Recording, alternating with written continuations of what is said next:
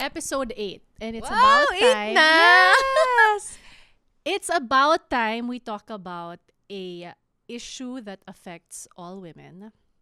The mental load. Hindi matay na lang. You know what? This is a topic I'm very passionate about because now it's a term we all use, we all know, we're all aware of. But just backtrack like 5 years ago, it was a new-ish term. Mas sumikat siya nung pandemic because that is when the mental load was so real. But that was really the first time I heard the term. It was 2021. I will never forget it. I was part of a equality and inclusion event in a private company, and there was a couple, mag-asawa sila, they both worked in that company, and they were talking about having a newborn baby and the woman realizing she's so tired. Like, she's so tired. But at that time, they were saying that she considers herself lucky because the husband does chores. Like, parang tumutulong talaga siya, pinalaki ng maayos, marunong maglaba, magluto, magplansya, magayos lahat. But then why was she exponentially tired aside from having no sleep with the baby? Until one day daw, they were just at home scrolling on a phone. They came across an article in The Guardian which was dated 2017 pa. And that's where they came across, through this cute comic, the term mental load. And if I remember correctly, so their names are Rix and Carla Nabos. By the way, great memory, B. Yes! Super. I love that storytelling. Kasi Okay. talagang tumatak. Yes! Parang napaiyak nga si Carla at the time when she saw it because she felt so seen. She was like, this is why I feel so tired. In a nutshell, and I can link that article to this episode, it explained... No, ililink pa yung article Oo, sa dun episode. sa- Galing nung mental bandwidth niya. click in the episode description down below. Said it through a comic, right? And basically it explained that kunyari sa mag-asawa, and this could be like not only mag-asawa but like a daughter and a parent, etc. Any dynamic that Any you have relationship. at home. Yeah. In the home, merong parang project manager, and the project manager plans everything, makes sure everything's running. And then in the home, merong executor, yung gagawa ng mga bagay. Yes. And so si Rix, who's the husband, realized that, okay, dun sa execution, dun sa chores, Maasahan hati nga siya. sila. Share the load, hati. He will do his chores and she will do her chores. But because the project manager role fell only on the wife, then if you put 2 and 2 together, mas madami talaga yung load sa babae. And the way he explained it is like, akala niya he was helping by saying, for example, ako na mag-change ng diaper ng baby just to wake me up when I have to change it. Or, ako nagagawa ng grocery, ilista mo lang lahat, I will do it. Which, yes, is helpful. But he realized that because she is still the project manager, the execution, thinking about having to do all these things still falls on her. Which is why it's called the invisible workload or the mental load. And now, again, this is more normalized. It doesn't mean that it's something we don't struggle with because nakakapagod pa rin ang mental load. So I guess this episode will ask how to deal with the mental load. My experience of that naman is that whenever we go on vacation, for some reason, I'm always tired. And this is before I realized that it was because of the mental load, no? And it was because si Miguel, my husband, during vacations, he admits he's brain off. Meaning, how do we get, for example, we went to UK, how do we get from London to Scotland? Hindi niya yan problemahin, right? Like, basta alam niya na day 1, London, day 2, Scotland. When I read about mental load or cognitive load, that's when I realized, that's it pala. Because never during the entire vacation did I get to have the privilege of turning my brain off. I was on the entire time because every minute, saan kakain, anong gagawin mamayang gabi, diba? Paano bibili ng ticket dito? All of those were on my shoulders. I felt seen by this Yeah. term as well. I mean, in that very same comic, because it's several visuals, there was one comic na yung mag-asawa nakaupo sa couch, supposedly watching TV at the end of the day, and the husband's watching, but the visual of the girl has a thought bubble, and it's like a bajillion things in there. Meaning, ang babae, usually, not all cases, ang babae na kahit nakikita mo yung nakaupo lang ng ganyan, in her head, there's like, kailangan ko ito bayaran bukas, kailangan ko ito gawin, ito, may nakagawa na ba nito, etc. Yan yung thought bubble na to ngayon. Itong face na to. Ay, Dea ka dyan. Sa face mo dyan. Ma- matakot kayo pag tahimik ako.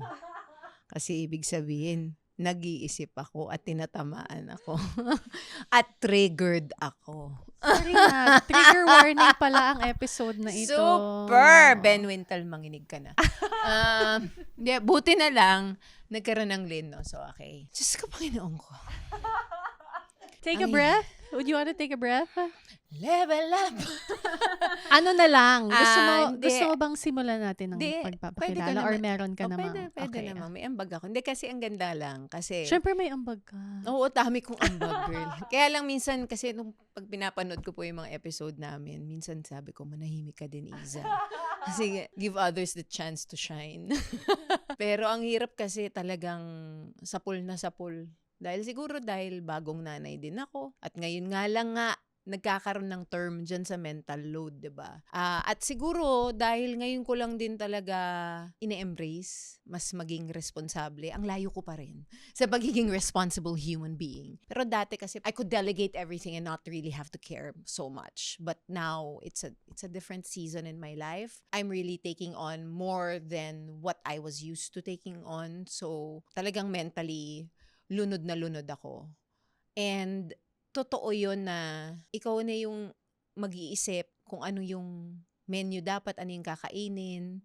Ikaw pa rin yung nagta-time check kung anong oras yung bedtime. Hindi pa rin alam ni Ben kung anong oras aakyat. Gusto pa rin yung manood ng TV, ng ganun. So parang actually nung nagsasalita ka, B, ang dami ko nang gustong sabihin na baka hindi maganda tungkol kay Ben Wintel. Pero buti na lang nagsalita ka, Lynn, kasi na-realize ko na pag nagta-travel naman kami, siya ang nagli-lead siya ang nagbo-book ng tickets, siya yung nagpa-plan lahat ng ito. Pero minsan lang kasi yun. So on the daily, kumbaga sa araw-araw, yung mental load ng isang babae, or ako na lang, kasi hindi ko naman alam ang sitwasyon ng ibang tao eh. Sa akin lang, parang ang dami. Minsan nga yung nag-uusap tayo, ay, nakuha na ba yung ganito? Yung totoo, yung nakuha na ba yung ganito? Naku, nasara ko ba yung electric fan? Naku, yung ang dami mong iniisip. Naku, mahal yung kuryente. Baka mamaya hindi ko nasara yung aircon. Ang daming nangyayari sa utak natin na si Ben, parang hindi niya man lang naiisip yung mga ganito. Tapos, when something goes wrong, parang it falls on our lap, on our plate na we failed. And bakit ganon? Parang si Ben, hindi niya naiisip yun. Hindi ko naririnig sa utak niya na I failed. Men and women's brains work very, very differently. Very differently. Yes. Wherein I medyo chill pa sa sarili ko eh. Pero I've heard some women or moms say, parang talaga, I failed. I failed as a mom. And I'm like, just because you forgot something doesn't mean we failed, right? But then that's how hard we can be on ourselves. Kahit ako nasashock pag ganun eh. Kasi I'm like, oh, you didn't fail. Parang, I want to reassure that woman, that mother na, you didn't fail. Wow, we're so hard on ourselves. Mentally, we're carrying so much of that burden. And that's why I really need a project manager for our home. Are you opening Classified applications? ads pala to. Are you opening applications? No, that's why I think it's so important to discuss this topic here on the pod, because we want to make women feel that you are not alone. Ang dami nating ito ang kinakarga. And again, whatever stage of life you're in, minsan it's your parents that you're worrying about. Minsan it's your household that you're worrying about. Minsan trabaho, 'di ba? It could look different for everyone, which is why, or all of the above, which is why for our introduction, I want to ask you girls, what is taking up the biggest chunk of your mental load right now? And what is one thing that's in your mental load na gusto mo na lang ipasa sa iba kung pwede? Dami. Pa-checklist. Biggest chunk and one thing you'd want, sana pwede ko to bigay sa iba. Hi, I'm Iza, and I'm looking for a project manager.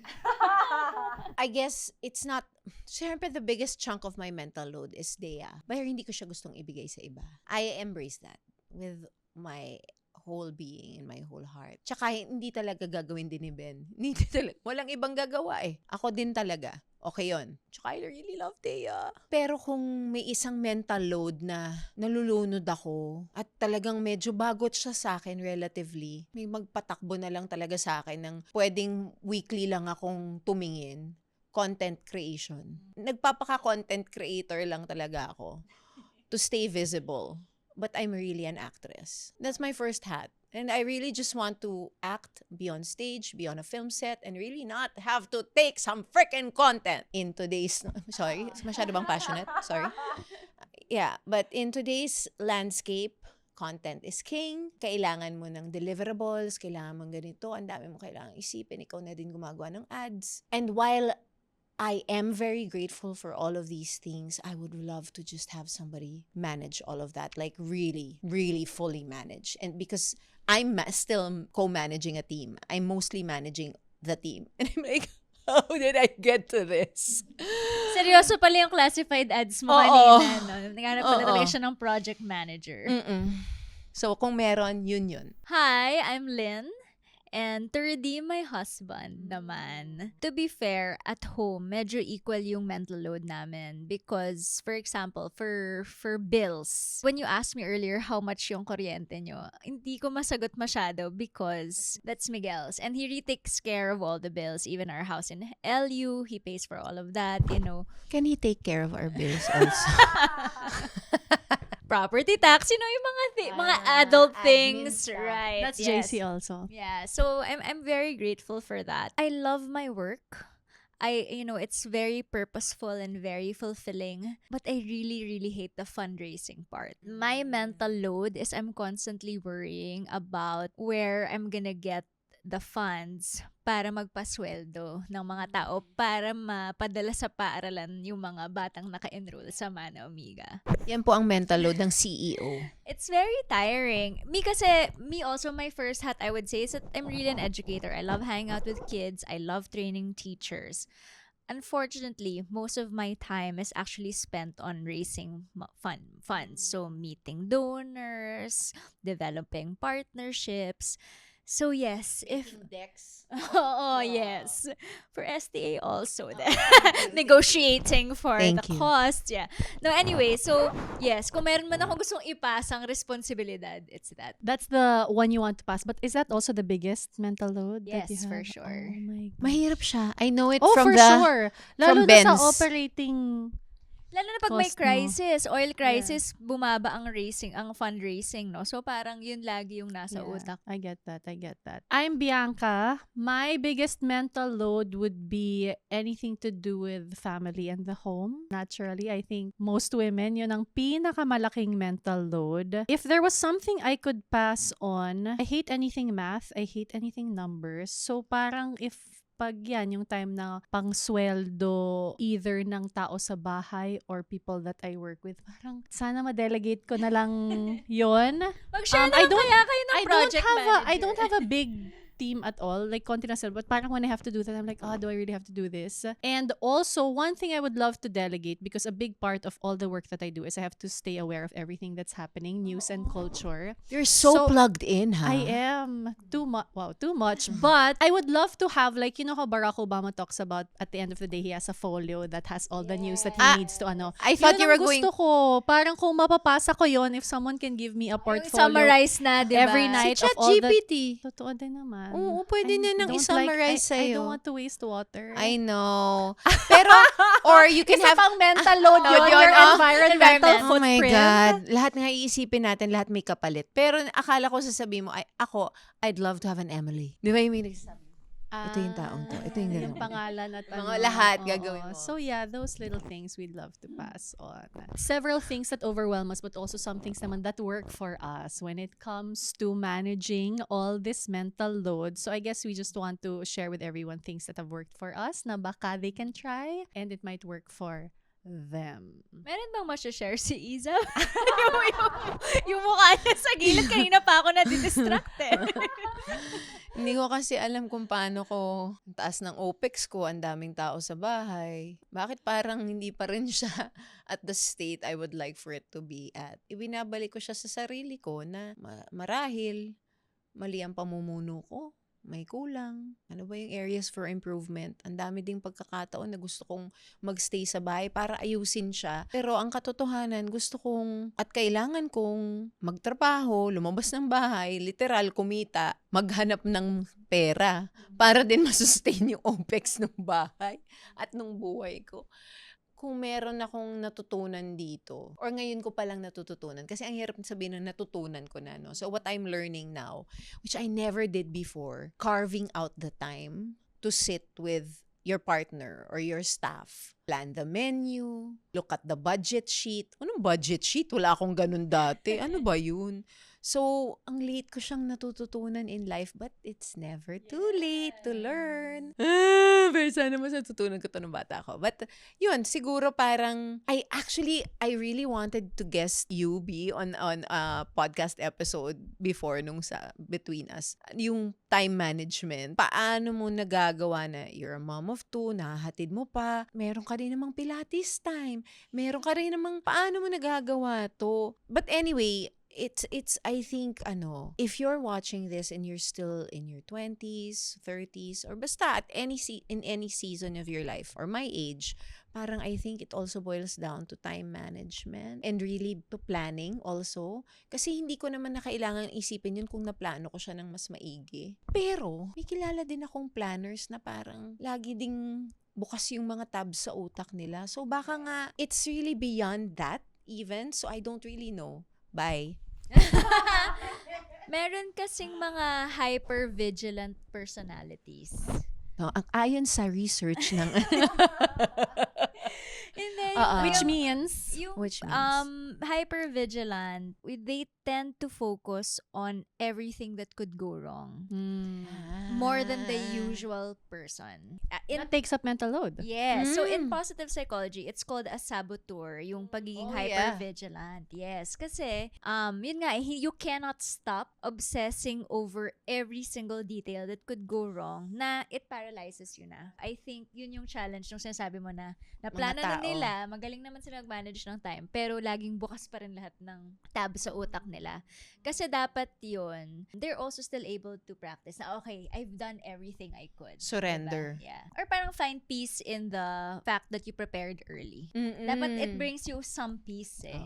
Ako nga may peace dun sa fact na andito lang tayo ngayon. Escapist pala. Iba na, I am. avoidant. Ako, escape. Yun, thank you ha. For the longest time, I was just escaping things. So, ngayon ko lang hinaharap talaga lahat ng mga responsibilidad ko. Oo. Again, hindi siya naging skill set, hindi siya naging habit kasi perennial escapist ako. Labas bahay, party, ganito, workout. Wala akong hinaharap na responsibilidad. Ngayon, kailangan ko siyang harapin.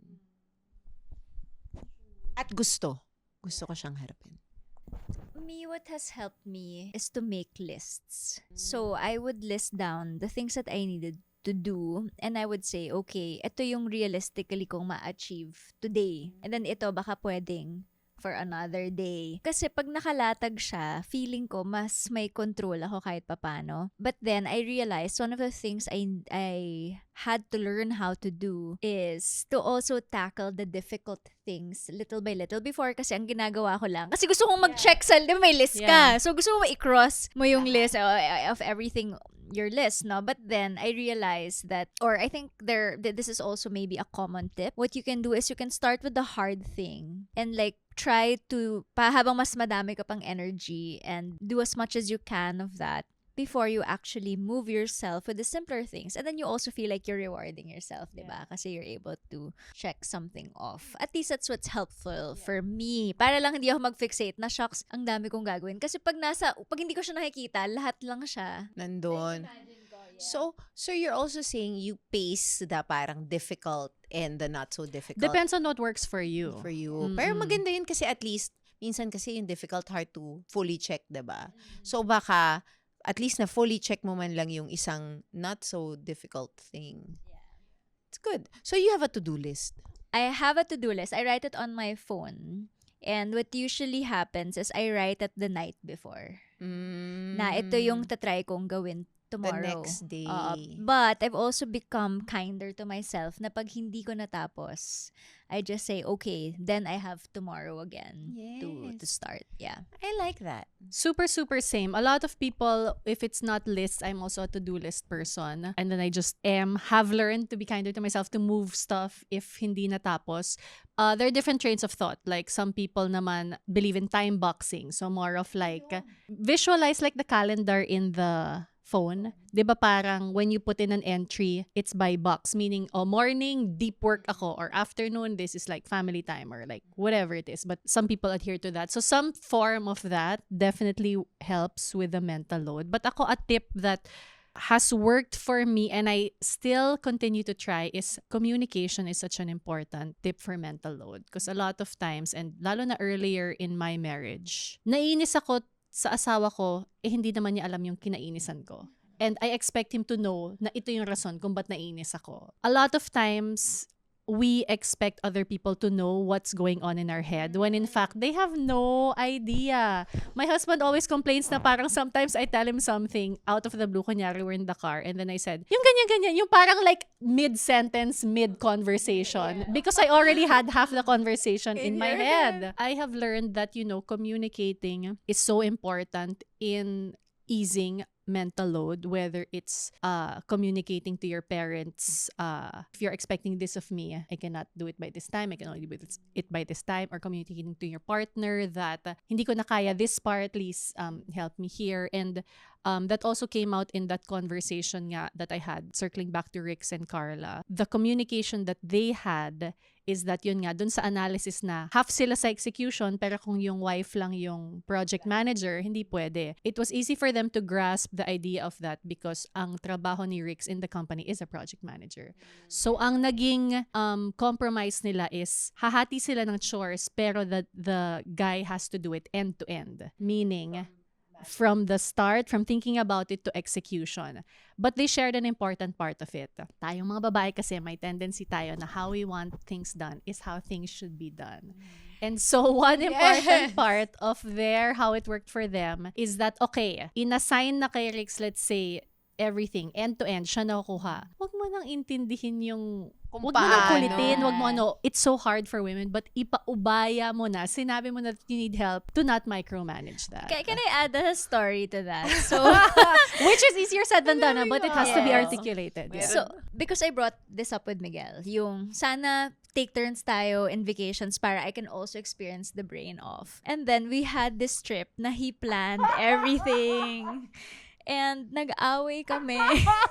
Kasi yung yung accommodations na pinili niya. Oh, diba? Grabe talaga. Brain Parang- off ka nga. Na parang, Nakuha mo, diba? na alam mo yung kaya tayo nagtatrabaho, di ba? Para maganda yung mapagtirahan natin pag nagbabakasyon tayo. Dahil part yun, di ba? Of traveling there. vacation, of the Eh, kasi for experience. Miguel, he's a BTS kind of guy na parang beat the system. Beat the Okay. I was like, system na- BTS. Army. Army pala. Hindi ko alam, but okay. But yeah, so parang he said, oh wow, look at this, because we spent only this amount in the hotel, we can spend on whatever.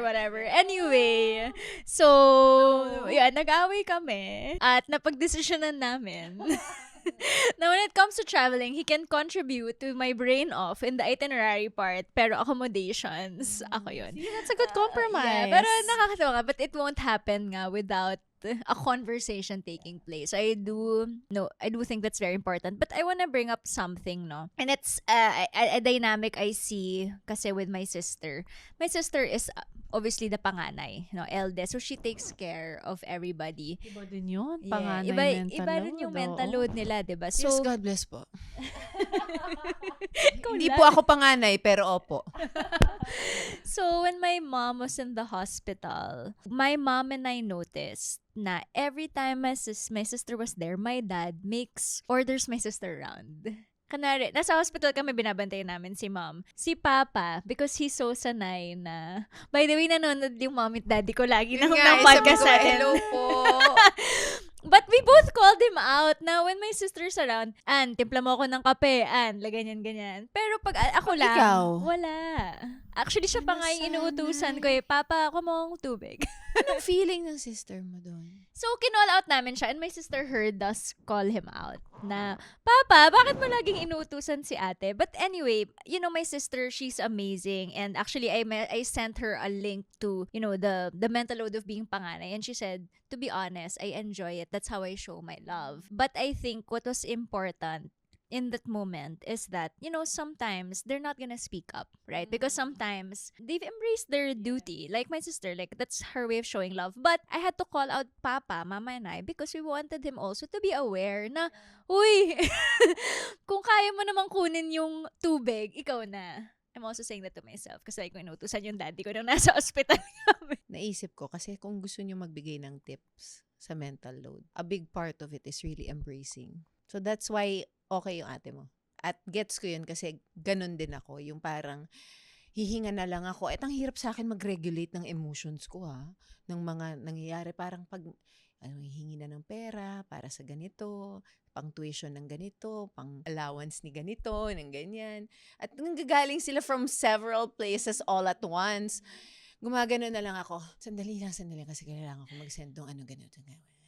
Yung parang a big part of it also is tinatanggap ko na lang din because if you keep resisting, parang that takes up more bandwidth yung kakaisip mo ng oh my god, I feel so, bakit ako yung ganito, that's all still part of the mental load. Pero hindi ka naman nagpapaabuso. Alam mo naman kung ano talaga, ito lang talaga yung role ko.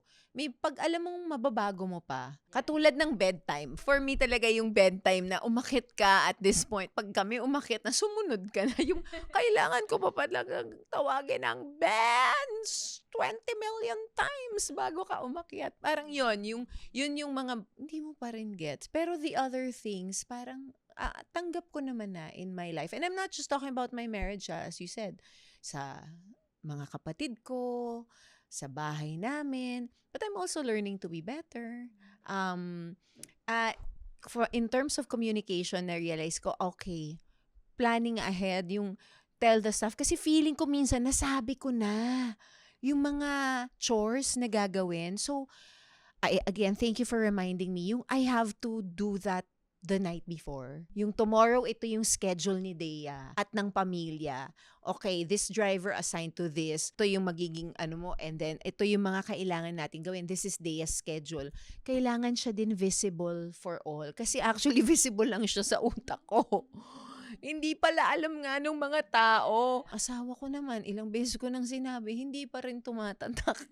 Gets ko din naman kasi nga, ang dami din yung tabs open sa kumpanya niya na kailangan talaga, I think there should be he always tells me, Iza, we should have a shared calendar. Hindi ako makapag-shared calendar. Yung ninonotes ko siya sa old school.